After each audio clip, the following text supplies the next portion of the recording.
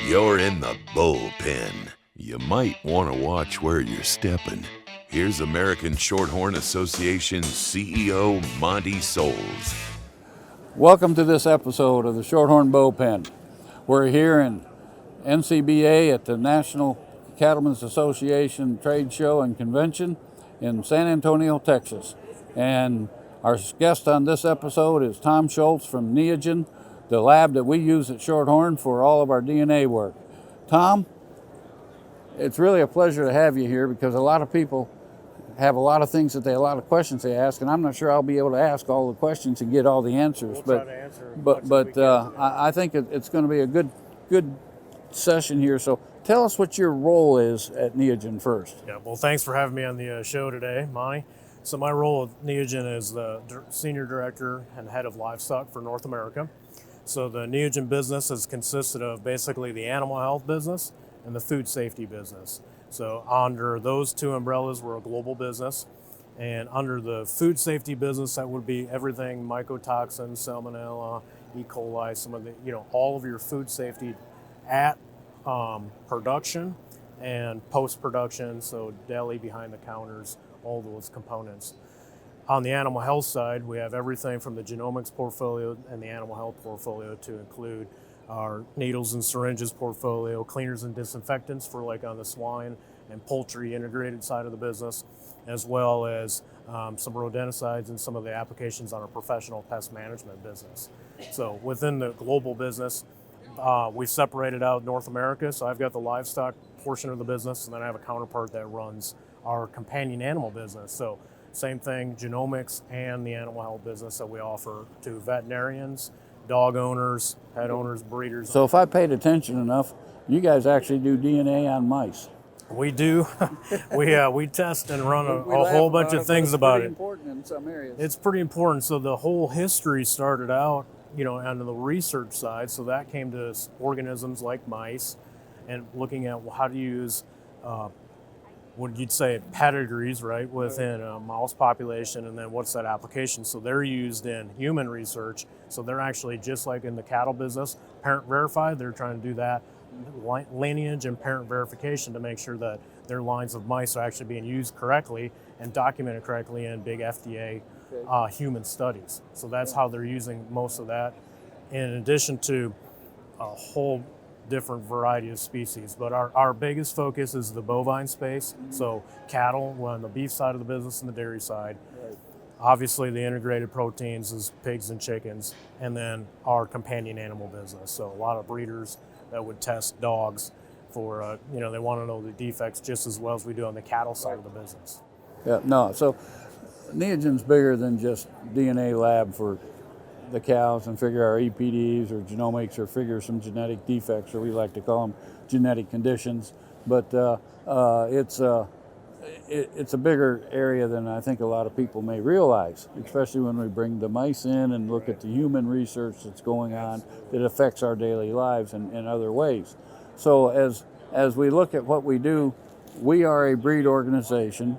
Your Neogen that we work, the department that we work with primarily, specializes in supplying and servicing breed organizations. And so that there's a clarity here that I think I'm going to you can repeat it or whatever.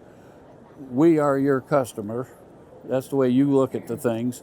The breeder that sends the lab, that does the testing from us, or the member, I should say, from our member that sends it through us, sends it to you. You look at us as the customer, not them. When you go to Igenity, which is a different commercial segment, we aren't in the middle of that.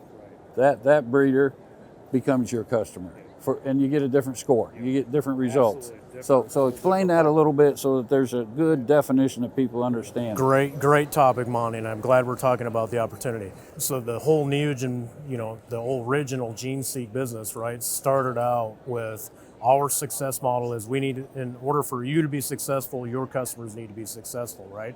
And so you as a breed organization have tools and resources that are provided for seed stock producers to make their best decisions, right? So the Neogen business is based on two components, as you said. One is around helping you as a breed organization be successful, providing those tools. So we deliver, and that will be our GGP 100K, so our main profile, which would include the defects and the SNP content for you to run the genetic evaluation.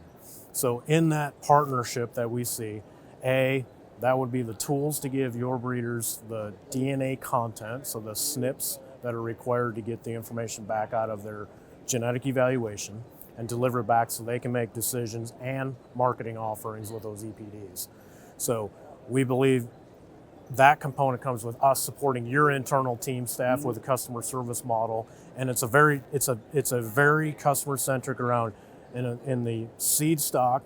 Your goal is to make sure that you have that premium animal and that you can manage the marketability and get the best results, and then go back out to your members, to their cooperatives, and say, we have a bull battery and a cow herd that to offer these components in EPDs, performance, and what to expect to go into what we call the commercial industry, right? The good thing about seed stock is you're always recording data. You're taking those consistent birth weights, dates of birth, all those things that come into the database that you manage. And so that's very important, because that is the component where you as the breed association help manage those phenotypes and then match that up with the genotypes. On the commercial side, we started down this pipeline. Is actually, I believe, Identity came first released in 2003 with single SNP, right, with leptin, and it's evolved. And the whole purpose was we were looking at crossbred cattle for single points of how do I make the best decision, understanding what I have at my fingertips. So if you think about a commercial operator that has crossbred herd, they're trying to make heifer selection. They're buying the right bulls. They've got the best they can do on their cow side of the equation. Now it's a matter of, I've got to select these heifers, and what are my tools to make that selection point, because it's a one-time selection process point to help them. That's where Identity comes into play to help guide them. So on the seed stock side, we report a lot of different components around defects, traits, all that to go in a genetic evaluation, and it continually evolves, and it's a decision-making factor that always changes. Those EPDs update. On the commercial side, we just deliver 1 through 10 scores for 17 traits. So it's maternal, carcass, and performance traits, and parentage, right? So to help with the parentage, to go back in to say which bulls were actually my sires in my commercial herd, so they can make some decisions and some help guide. But really, it's a one-time point that we give them the data that is valid, so to say, we're trying to help you make the best decisions to keep some of those replacement heifers back in the herd. And the biggest thing is producers in the commercial side don't have all of the data that they would collect for those individual animals and those phenotypes, right? So as soon as you say, well, give me your birth data, big, not necessarily sure I have that, or you might be in an organization where that would be a stocker operator, or you've got a replacement heifer grower that don't really know where dates are, they don't have the paper trail, because today, on average, right, those animals transfer hands 4 times, right, on average. And so the data doesn't always necessarily come through. So it's a tool for them to use when they don't have the ultimate EPD through an association to deliver.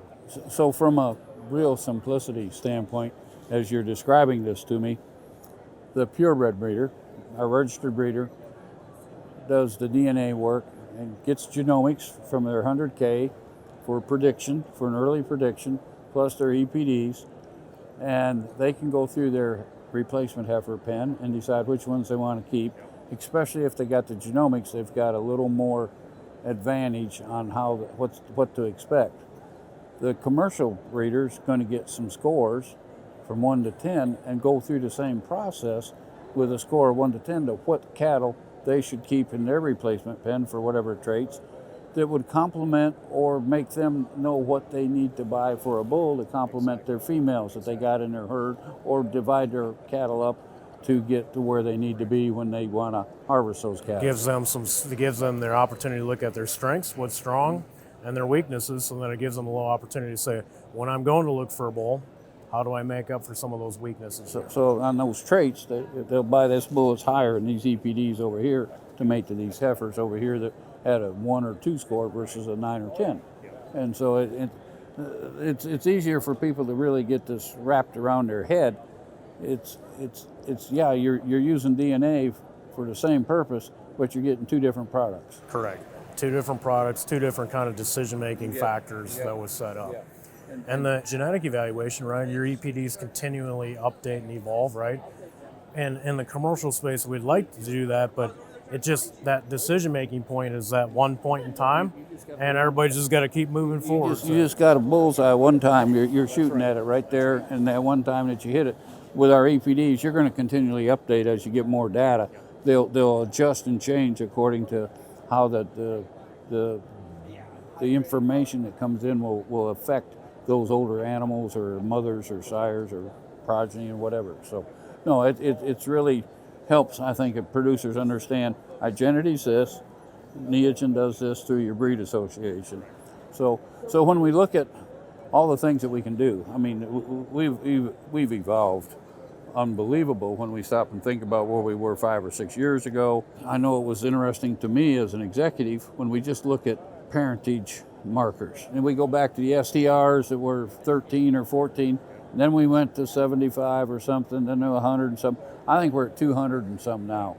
Yep, ISEG panel is kind of the standard North America without any Bos indicus, so 223, 226 SNPs, right? So it's evolved, right? And some of that is over the course of the years, right? You've had so many more breeds come into the population, right? And then you started having, and you just started to grow the database where you actually could use those tools. And then the opportunity to say, well, how do I get better? And then that selection. So then you look at the dairy side of the business, right? So much closer lineage, right? Predominantly Holstein and some Jersey. So their SNP panel is 1,000 SNPs. So then you start looking at, well, what as the beef population evolves with more testing, you start looking at the different breeds and then bringing in Bos indicus. And so if you look outside, you know, if you look at the Gulf, the tropical Gulf Coast and Brazil, Australia, and their testing, right?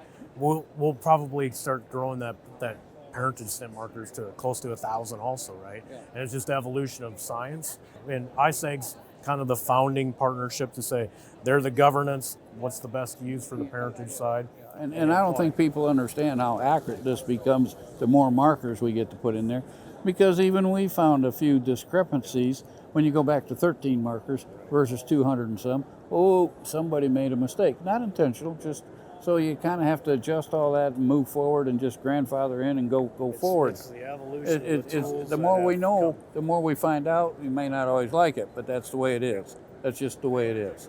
So well, and that's the same forefront. You know, we talk about SNPs a lot, but I think the biggest thing is around those tools that exist today, right? In 2010 is when Illumina first launched the first 50K, right? So 50,000 SNPs. And then you've got the HD, which was 770, right? 770,000 SNPs. You know, we're predominantly running all of your samples on the GGP 100K. So 100,000 SNPs is basically the base, platform. And as we evolve, right, just like you went from STRs to, 96 SNPs for parentage, right? We went from simple PCR, single SNP testing to platforms where now you can say, we're going to look at 100,000 SNPs. What does that look like in a genetic evaluation and application? Now we're at the process, we're looking at sequencing, right? So then you say, well, I'm going to look at not just a snapshot of those animals, chromosomes and those SNPs and those specific locations. I get the snapshot of everything. Yeah. And it's, the technology jump is increasingly so fast. As we look at sequencing, I forget the name that you call it. The Infiniseq. Infiniseq. Yep. How many SNPs are we talking about? Well, our markers, I should say. Yep. I would love to give you all of it, right? So the bovine genome is 52 million SNPs, right? Okay. So the challenge I have is data storage. Yeah, and then and then the biggest thing is what are you going to do with those 52 million SNPs? Yeah. So we actually deliver 2.2 million SNPs. And those 2.2 million SNPs were selected very specifically on foundation animals, historical research, and pedigrees that go into that so that it's the most useful content we can deliver without taking up a whole bunch of data storage. And so we deliver 2.2 million SNPs. Your parentage markers are in that. In addition to that, we deliver basically your GGB 100K subset so that you can still run your genetic evaluation. And then depending if it's beef or dairy, we'll deliver all of the defects. So all of the defects are dairy or all defects for beef. Well, you've got them included in the 2 million. Yep, because at the end of the day, when we sequence, we get the entire snapshot and we get that whole entire data deliverable. We both sit here and we know there's some issues going forward, but storage is a huge issue. Data storage is our number one probably. We got to figure all this out as we go forward, but we're not that far away from probably utilizing this a lot more once we get this figured out. Probably AI, not artificial insemination, but this artificial intelligence that's out there that's happening. It's going to happen enough that it'll emerge in one 24-hour period. All of a sudden, it's going to be there, and then we can do some other things. So there's a lot of things outside of our cow industry or our bovine industry or our agriculture that's going to help us move forward in some of these things. So as we look at the DNA importance, your lab, how many samples would you guys average a day in your lab? Now this is what's going to blow my mind. Well, so for the audience, right, we have 6 labs around the world. So Lincoln, Nebraska is basically our headquarters, right. And that we consider, I call it the mothership. So we have a lab outside of Sao Paulo in Brazil, in Pindamagamba. We have one in Ayr, Scotland, so Shanghai, China, and outside of Brisbane, Australia. And then we have a satellite in Edmonton, Canada. And basically they do sample receipt and some DNA extraction, but they end up sending it down to us in Lincoln. So globally, we look at it every day, what's going through the lab. But on average, for the global business, we would average probably between 18 and 20,000 samples a day. Okay, so how many of those would go through Lincoln? 72% would go through. So day, in Lincoln, you're probably pushing between 12 and 15,000 samples per day that go through Lincoln. So I don't think people really understand all that. And so then let's go to the next step of the samples that come in the lab.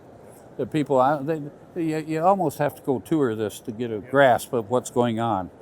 But you got all these, robots sitting there sorting the samples that come in if you'll send it in a TSU, and your responses will be a little quicker. That's right. And CSI ruined us, Monty, because everybody in the audience, right, said, well, if you go watch CSI in a half hour, they can take a DNA sample and a hologram shows up and, this is what it is. The TV can do this stuff awful So fast. the biggest thing around, we talk about sample type, TSUs, right, we've been able to automate that process, right? So you can think about, we batch everything in, so you send your samples in, Red Angus, Hereford, all of our partners send in those samples. We've got basically a data management system that keeps everything separate and then organizes that. And so if you can think about that first step is getting the data, making sure that we've got the right order number, product assigned to it, species, all those things, right? Because you'll have bovine samples showing up the same day. You have canine swabs, mouse samples from white-tailed deer, pigs, chickens, salmon, all of that, right? So our our sample reception team runs, basically 6 days a week, processes that, gets that through the pipeline, and then that next process will be the DNA extraction piece, right? So that's where we start having automation kick in. So when you send us the TSUs, we rack them and we start to put them in to say, well, that is my pipeline that I'm going to run GGP 100K on, and that will go. So instead of technicians managing each individual sample, right now we can batch it. So fun fact, it takes a technician to punch 20 hair follicles from a hair sample about 9 minutes to do it right. In 9 minutes, we can process 2 plates of 96 TSUs in a robot. Almost 200. In 4.5 minutes, right? Okay. And so then that process goes into saying, well, how do I manage those next components, all robotics, to make sure that our turnaround time is as fast as we can get it today. So part of the science, no matter what, takes 4 to 5 days. So upon sample receipt, and if we had to do nothing fancy, right, science, just getting the chemistry, loading the chips, reading the data back, I mean, there's still about 4 to 5 days processing. Yeah, I went through the lab before you were there. I'm going back now probably 10 years. and toured the lab as before you moved to your new location. And I can still remember seeing Nebraska students sitting there with their little dealie here doing all this. And I wondered, how in the hell do you ever get through all this? I mean, seriously, it was mind-blowing to me.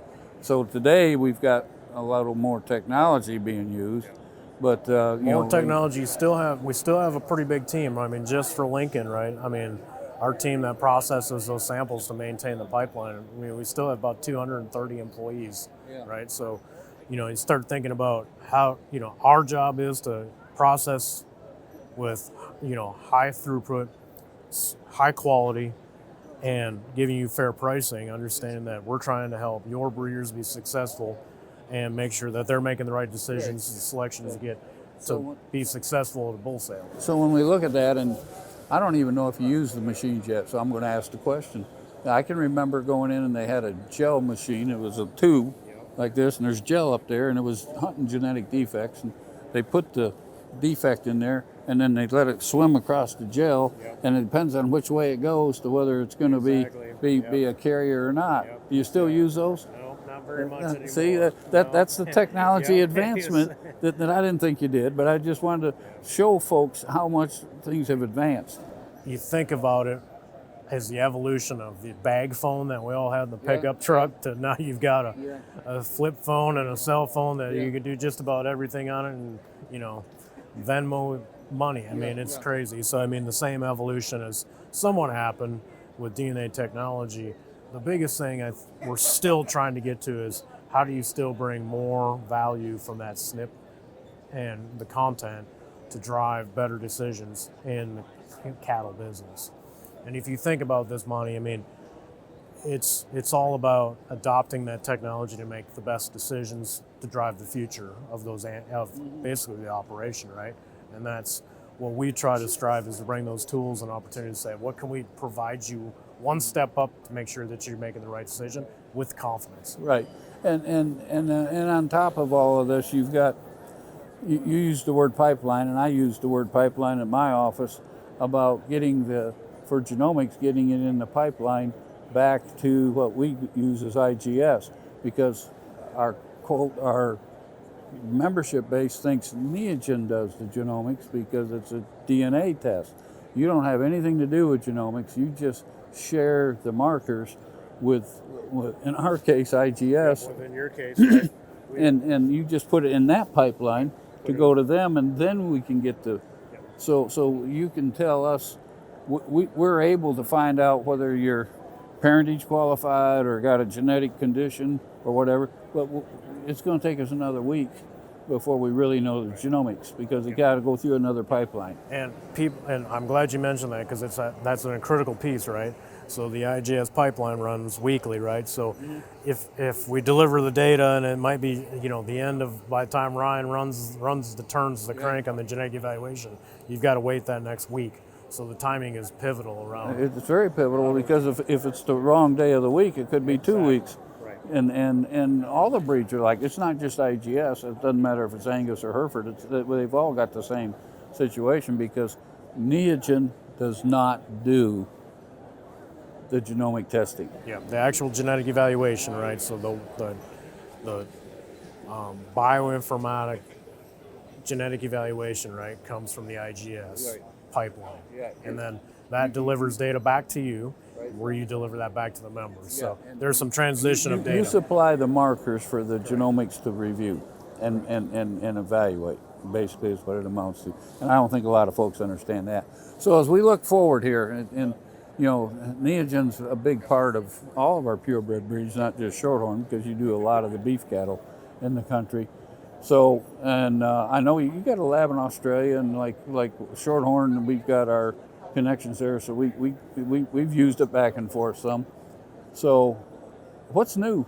What's going to be new out here that we need to look at, that we should be thinking about as beef cattle producers, that Neogen's going to be able to supply us? Absolutely. One of the big things we've been trying to work on as Strive is always around health, right?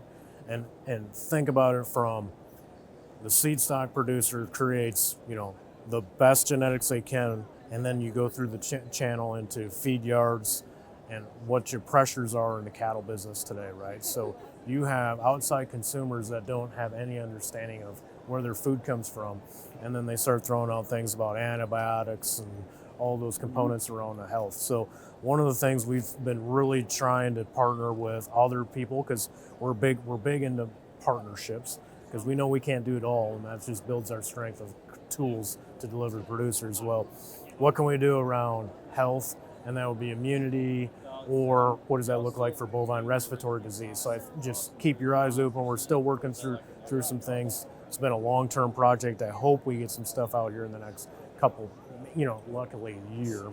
The one that we just launched and we're talking about right now is bovine congestive heart failure. It's a big So issue right now. so we have a partnership with Simplot, Okay. and when we first launched bovine congestive heart failure a couple of years ago, we used the USDA markers and put it into play. And since then, Dr. Randall Raymond at Simplot, and they've been collecting phenotypes, and so they're on version 5 of the actual model, and the number of animals that are in there you're 70,000. You're getting close, right, to that 100,000 mark by the time we get it. And it's around giving producers, let's make sure that we've got bulls that are less risk to bovine congestive heart failure, because then that bull impact, right, on the commercial feeders, right, it's one of the most expensive death losses in a feed yard, right? It's, late phase feeding fats. A bunch of dead cattle after you fed them for waiting 30 days to kill them, and they're dead. So we launched that, and it's been out. We've been, discussing around with commercial producers, because we've got our identity feeder in the feedlot. How does that connect with testing cattle in the feedlot, days on feed and estimated performance, right? But then also, what does that look like for breeders, right? To make sure that your seed stock producers have a tool to say, hey, at least if I'm aware of it, if I've got an animal that might be higher in risk, it's highly heritable, you can manage it, you can give it a path, but at least you can manage your It's the herd health or the disease control, even as a past producer, when you look at the cost of drugs and vaccinations, and if we can find those DNA markers that will tell us that these cattle are less susceptible to this disease, so we can quit this vaccination and stop it. It does two things. It saves us money, but it also gives a security blanket to the consumer that doesn't understand our industry. I don't know if we'll ever get away from vaccinations, but you start thinking about metaphylaxis treatment versus, diagnosis treatments. But I think the tools are there to start improving what that looks like. So then to say, well, on top of the health, then our next piece that we've been really working on is the sustainability piece, right? So then how do you demonstrate for somebody that sits in a big city, New York City, that's enjoying a steak, but they don't know where their animal, the life cycle of, and the family ties, our producers that have the seed stock animal that produce these steaks, right, to tie that in and say, well, stewards of the land, this is their livelihood, to be able to say, all right, through the entire value chain, what do we do for, the land? What do we do for animals? The whole component of how do we manage health so we don't use antibiotics or limit the use of antibiotics, and that whole piece, because then that rolls all the way up into the overall sustainability metrics that I think everybody's asking for. When you have to start thinking about It's the new form of mental thought process today, especially when you start seeing the chicken industry advertise it. And I want to make a clarity here as we sit here and talk about food safety, because it's very important. When we use the word genetic defect, it's not because this beef is defective. It means it's nothing different than humans have some genetic defects. And so as cattle are born and a mutation may occur, this animal may have some form of a defect that would not let it live as long and be as profitable to the producer. That's nothing to do with the meat production. Correct. That's I want to make sure if we got somebody outside. It's a decision-making tool that you can absolutely say. We're trying to make the right decisions. So humans have children born, and we take care of them. Well, we have to do the same thing in the beef cattle industry. So, and it's manageable in many cases. So that's what that really means. So I'll hit you with the big one here at the end. So AI, artificial intelligence, how is that going to affect what you do, what your company does on a daily basis? How will that speed up our turnaround time? Will that give us more stuff? I do know we've already talked about the storage ability for some of the large markers that we would be having. How do you see AI affecting and speeding up some of the things we're talking about? So, two things. One, we've been testing and implementing a little bit today on, you just talked about genetic defects, right? So when we look at those markers, we've got to score it. And so we've been using AI technology in the background to basically not necessarily take a person out of that role, but to see how good we are, to figure out when we look at, that cluster, that data cluster, can we use AI to basically do a first line screening so that we can speed up our data processing, right? So the AI would say, all right, this animal is defect free, it moves to the next step. This one, the AI system says, I see something, I'm gonna have a technician look at it. So we've been implementing that and testing that out today. The second one, we're trying to get some clarity and look at other entities of business, how they're using it for data storage and data capture around how do we minimize overall just server space and the cost of data storage. How do we maximize that? It's basically a management. AI is going to become a management of technology is what it's going to evolve to, I think, is from conversations. And I want to bring up one other thing here is you meant that the human person has to sit there and look at this speckles data that comes out on the screen, I guess, so that they understand it isn't just you push a button and it's all computerized. There's steps that everybody has to go in order to make a call and make sure it's right. Absolutely. And then security to make sure that they've made the right call. Two Made the right people made call. to look Yep. at it if they got a question or whatever. All that QA and that's, the QA and the documentation. So our turnaround time that we have to deal with is because you got to go through a number of steps to get the right results. Yep. So, and that's kind of backed up to our high quality data.